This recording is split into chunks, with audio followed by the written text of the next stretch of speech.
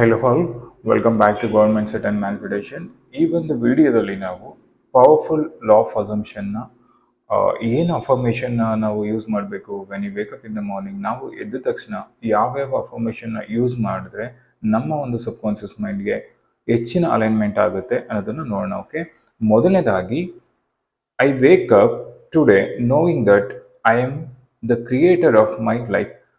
ನಾನು ಎದ್ದ ತಕ್ಷಣ ಓಕೆ, ನಾನು ಏನು ಅನ್ಕೊಂತೀನಿ ಅಂತ ಹೇಳಿದೆ that I am the creator of my life. ನನ್ನ ಒಂದು ಲೈಫ್ನ ಕ್ರಿಯೇಟರ್ ನಾನಾಗಿರ್ತೀನಿ. ಬಿಕಾಸ್ ನಾನು ಮೊದಲಿಂದನೂ ತಿಳಿಸ್ತಾ ಬರ್ತಾ ಇದ್ದೀನಿ ನಿಮಗೆ, ಏನು ಇವಾಗ ನಾನು ಏನು ಅನ್ಕೊಂಡಿದ್ದೀನಿ ನನ್ನ ಬಗ್ಗೆ, ನಾನೇನು ಥಾಟ್ನ ಕ್ರಿಯೇಟ್ ಮಾಡ್ತಿದ್ದೀನಿ, ನನ್ನ ಏನು ಫೀಲಿಂಗ್ಸ್ ಏನಿದೆ, ನನ್ನ ಏನು ಎಮೋಷನ್ಸ್ ಏನಿದೆ, ನನ್ನ ರಿಪೀಟೆಡ್ ಥಾಟ್ಸ್ಗಳೇನಿದೆ, ನಾನು ಏನೇನು ಅಸನ್ನ ಮಾಡ್ತೇನೆ, ಏನನ್ನ ವಿಜುಲೈಸ್ನ ಮಾಡ್ತೇನೆ, ಸೊ ದಟ್ ಎವ್ರಿಥಿಂಗ್ ಎಲ್ಲವೂ ಕೂಡ ನಾನಾಗಿರ್ತೇನೆ. So I wake up today knowing that I am the creator of my life. ನಾನು ಯಾವಾಗಲೂ ಕೂಡ ನನ್ನ ಒಂದು ಲೈಫ್ನ ಕ್ರಿಯೇಟರ್ ನಾನಾಗಿರ್ತೀನಿ ಅನ್ನೋದನ್ನ ನಾವು ಇಲ್ಲಿ ನೋಡ್ತೀವಿ. ಓಕೆ, ಸೊ ಎರಡನೇದಾಗಿ I am worthy of love, success and happiness. ನೋಡಿ, ಯಾವಾಗಲೂ ಕೂಡ ನಮ್ಮ ಒಂದು ಈ affirmation especially I am worthy, ನಾನು ವರ್ತಿ ಇದ್ದೀನಿ, ನಾನು ಪ್ರೀತಿಗೆ ವರ್ತಿ ಇದ್ದೀನಿ, ನಾನು ಸಕ್ಸಸ್ಗೆ ವರ್ತಿ ಇದ್ದೀನಿ, ನಾನು ಹ್ಯಾಪಿನೆಸ್ಗೆ ವರ್ತಿದ್ದೀನಿ ಅನ್ನೋ ಈ ಒಂದು ಅಫರ್ಮೇಷನ್ನ ಯಾವಾಗಲೂ ನಾವು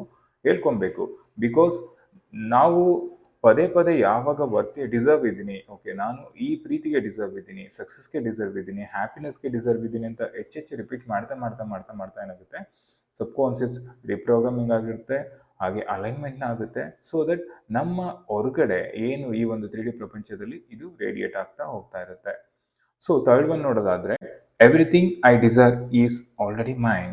ಓಕೆ, ಈ ಒಂದು ಪವರ್ಫುಲ್ ಅಫರ್ಮೇಷನ್ ಏನಿದೆ, everything I desire is already main.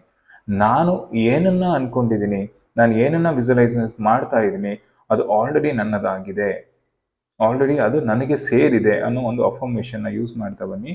Because ಈ ಒಂದು ಅಫರ್ಮೇಷನ್ ಏನಿದೆ ಇದು ಫುಲ್ಫಿಲ್ ಒಂದು ಹ್ಯಾಪಿನೆಸ್ನ ಕೊಡುತ್ತೆ. ನನ್ನ ಒಂದು ಡಿಸೈರ್ ನನಗೆ ಆಲ್ರೆಡಿ ಆಗಿದೆ ಅನ್ನೋ ಒಂದು ಪ್ರೋಗ್ರಾಮನ್ನ ಸಬ್ಕಾನ್ಷಿಯಸ್ಗೆ ಮಾಡುವಂಥದ್ದು. ಓಕೆ, ಈ ರೀತಿ ಮಾಡಿದಾಗ ನಿಮ್ಗೆ ಏನಾಗುತ್ತೆ, ಹೆಚ್ಚು ಅಲೈನ್ಮೆಂಟಲ್ಲಿ ಇರೋದಕ್ಕೆ ಸಾಧ್ಯ ಆಗುತ್ತೆ. ಸೊ ನೆಕ್ಸ್ಟ್ ನೋಡೋದಾದ್ರೆ, I walk in with faith, gratitude and unshakable belief.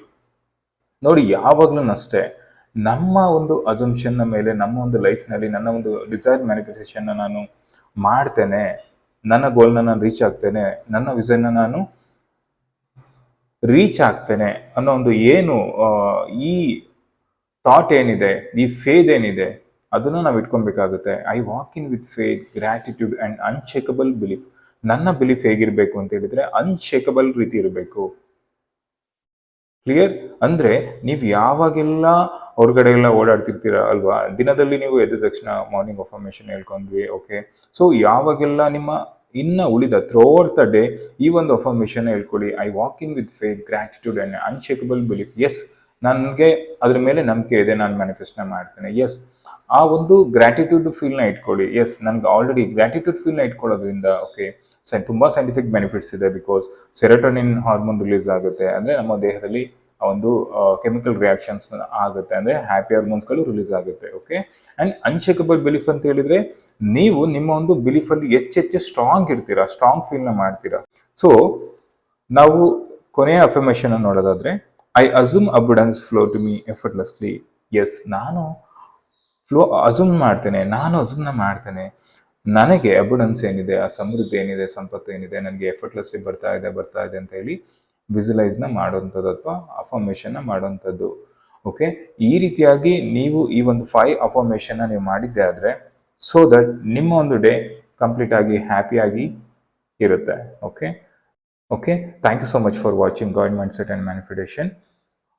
ಮುಂದಿನ ವಿಡಿಯೋದಲ್ಲಿ ಅಫರ್ಮೇಷನ್ಗಳನ್ನ ಬಗ್ಗೆ ಮುಂದಿನ ವಿಡಿಯೋದಲ್ಲಿ ಮೈಂಡ್ ಓವರ್ ಮ್ಯಾಟರ್ ಅನ್ನೋ ಒಂದು ಸೀರೀಸ್ನ ವಿಡಿಯೋ ಮಾಡ್ತೇನೆ. ಸೊ ಮತ್ತೆ ಕನೆಕ್ಟ್ನ ಆಗೋಣ. Thank you so much. Love you all. Take care.